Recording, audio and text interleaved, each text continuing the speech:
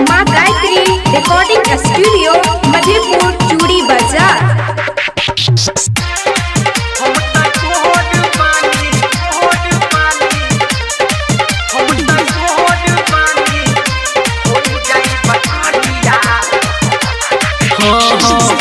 नैहर में कोई नहीं कम ओही जो न कराही राजा जी। ए सुनी ना, नैहर में कोई नहीं कम ओही जो न कराही राजा जी। हम तो गोद बानी ए जी गोद बानी होई जाई बटरिया न रोटी बेलबाई राजा जी।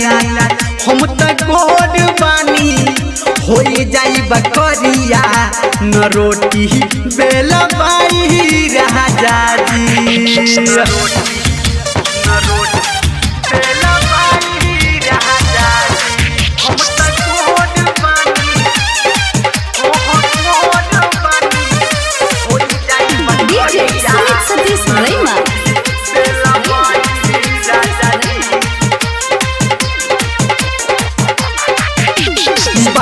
तजुर्बा से बढ़ल बना खुल आटा साने में टूट जाई। नैहर से मिलल बाबा सिन मसीनवा लाइन बिना बारा खाइल जी। हे सुनीना बारा तजुर्बा से बढ़ल बना खुल आटा साने में टूट जाई।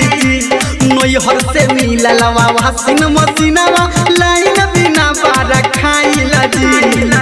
हम होई पापा के दुलारो न कपड़ा धुआई राजा जी। हम होई पापा के दुलारो न कपड़ा धुआई राजा जी। हम त गोद बानी गोद बानी होई जाई बकरिया न रोटी बेलबाई राजा जी। हम त गोर बानी होई जाई बकरिया न रोटी बेलबाई राजा जी। न रोटी बेलबाई राजा जी। हम त गोर बानी गोर बानी होई जाई बकरिया। अभी आप सुन रहे हैं सावरिया म्यूजिक। हमरा के जन दीही ऐसन राजा घर दुआर के ड्यूटी। मेकअप उतर जाई सुनो के पिया और बिगड़ जाई ब्यूटी। हाँ हमरा के जन दीही ऐसन राजा घर दुआर के ड्यूटी। मेकअप उतर जाई सुनी के पिया और बिगड़ जाई ब्यूटी। धर्मेंद्र निर्मलिया करता रे हमर बुराई राजा जी। रही तोहर पिंटू साचो करता रे हमर बुराई राजा जी। हम त गोर बानी ए जी गोर बानी होई जाई बकरिया न रोटी बेलबाई राजा जी।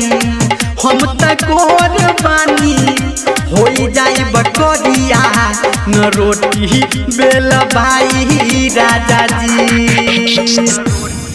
बेलबाई राजा जी।